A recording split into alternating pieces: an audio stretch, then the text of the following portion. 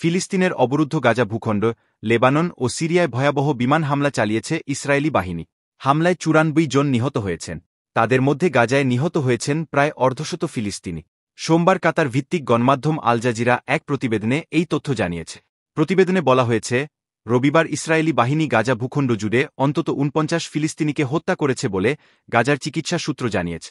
এর মধ্যে উত্তর গাজার জাবালিয়াতে ইসরায়েলি বাহিনী একটি হামলাতেই নিহত হয়েছেন ৩৬ জন। এতে করে গত বছরের অক্টোবর থেকে এ পর্যন্ত মোট মৃতের সংখ্যা বেড়ে ৪৩,৬০৩ জনে পৌঁছেছে বলে অবরুদ্ধ এই ভূখণ্ডের স্বাস্থ্য মন্ত্রণালয় জানিয়েছে। এছাড়া এক বছরেরও বেশি সময় চলা এই হামলায় আহত হয়েছেন আরও ১,০২,৯২৯ ফিলিস্তিনি। অপরদিকে লেবাননে নিহত হয়েছেন আরও ৩৮ জন। নিহতদের মধ্যে ৭ জন শিশুও রয়েছে। আর সিরিয়ায় ইসরায়েলি বাহিনীর হামলায় প্রাণ হারিয়েছেন আরও ৭ জন। লেবাননের স্বাস্থ্য মন্ত্রণালয় জানিয়েছে, ইসরায়েলি বাহিনী গত ২-৪ ঘণ্টায় সারা দেশে যে অভিযান চালিয়েছে তাতে আরও ৩৮ জন নিহত হয়েছে। এর মধ্যে রাজধানী বৈরুতের উত্তরে আলমাত গ্রামে হামলায় ২৩ জন নিহত হয়েছেন। আলমাত গ্রামে হওয়া এই হামলায় নিহতদের মধ্যে ৭ শিশু রয়েছে।